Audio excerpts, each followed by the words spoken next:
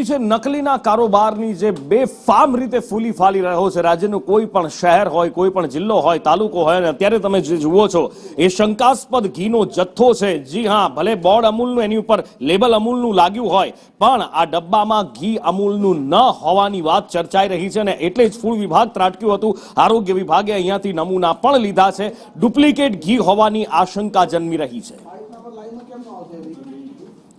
દરેક જગ્યાએ નકલીનો કારોબાર ફૂલ્યો ફાલ્યો છે અને બેરોકટોકપણે આ નકલીનો કારોબાર ચાલી રહ્યો છે. અને ખાવું તો ખાવું શું? કેટલાક લોકો નજીવા નફા માટે, નજીવા પૈસા માટે લોકોને હોસ્પિટલના બિછાને અથવા તો એવી ગંભીર બીમારીઓ આપી રહ્યા છે જે કદાચ લાઈલાજ છે અને આ રોકવા વાળું કદાચ કોઈ નથી.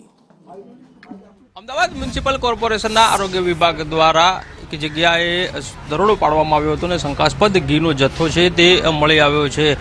અમૂલના નામે ઘી જે છે તે વેચાણ કરવામાં આવતું હતું. આરોગ્ય વિભાગના અધિકારી આપણી સાથે છે, તેની સાથે વાત કરીશું. ભાવિનભાઈ, એક જે દરોડો પાડવામાં આવ્યો આરોગ્ય વિભાગ દ્વારા, શું શંકાસ્પદ વસ્તુઓ મળી આવી અને કયા નામ હેઠળ તેનું વેચાણ થતું હતું? રૂટીન ચેકિંગ દરમિયાન ચારભુજા કિરાણા સ્ટોરમાં ઘીનું ચેકિંગ કરતા હતા ત્યારે આ ઘીના 7 ડબ્બા હતા, જેમાં લેબલમાં થોડું અમને શંકા જતા વધારે પૂછપરછ કરતાં ખબર પડી કે અમૂલના નામ, બ્રાન્ડ નેમનું સ્ટીકર મારી અને અમૂલના નામે ઘી વેચતા હતા. હાલ આપણે કેટલા ડબ્બા સીઝ કરવામાં આવ્યા છે અને કઈ પ્રકારનું મિશ્રણ હોઈ શકે છે? હાલ 7 ડબ્બા સીઝ કરી દીધા છે અને જે મેઇન સપ્લાયર જે છે હાર્દિક ટ્રેડર્સ હાટકેશ્વર ખાતે, એની ઓફિસ અને ગોડાઉનને સીલ મારી દીધું છે. આગામી અહીં થોડી વારમાં એક ટેસ્ટિંગ માટે વાન પણ આવી રહી છે. કઈ પ્રકારના ટેસ્ટ તેમાં કરવામાં આવશે અને આગામી કાર્યવાહી કઈ પ્રકારની રહેશે? ડિટેલ રિપોર્ટ તો લેબોરેટરીમાં ટેસ્ટ થયા બાદ જ ખબર પડશે, પણ પ્રાથમિક દ્રષ્ટિએ વાન આવશે એટલે આપણને સ્ક્રીનિંગ કરીને આપશે કે ઘી શંકાસ્પદ છે કે નહીં. તો જે પ્રમાણે અધિકારી છે તે કહી રહ્યા છે કે આ જે જથ્થો જે છે તે શંકાસ્પદ છે અને આ કેટલીક શંકાઓ અધિકારીઓને ગઈ હતી અને તેના કારણે જ આ રેડ છે તે કરવામાં આવી હતી. સાહેબ, આમાં આ જે સ્ટીકર લગાડેલું છે આમાં શંકાસ્પદ કઈ કઈ બાબતો હોઈ શકે, શું માનવું આપનું?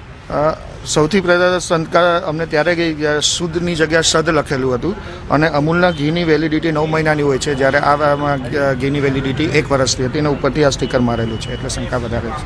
તો કેટલાક શાબ્દિક મિસ્ટેક છે તે આમાં કરવામાં આવી છે. શુદ્ધની જગ્યાએ અહીંયા શબ્દ લખેલું છે અને આ વેલિડિટી જે છે તે આમાં 1 વર્ષ બતાડવામાં આવી છે, જ્યારે અમૂલની વેલિડિટી છે તે 9 માસની હોય છે અને તેના આધારે જ આ ચેકિંગ કરવામાં આવ્યું અને આ શંકા જતા તમામ જથ્થો છે તે સીલ કરવામાં આવ્યો છે અને રિપોર્ટ કરવામાં આવશે અને ત્યારબાદ જે રિપોર્ટ આવશે ને તેના આધારે આગામી કાર્યવાહી કરવામાં આવશે. કેમેરામેન મુકેશ પરીખ સાથે કશ્યપ જોશી, સંદેશ ન્યૂઝ, અમદાવાદ.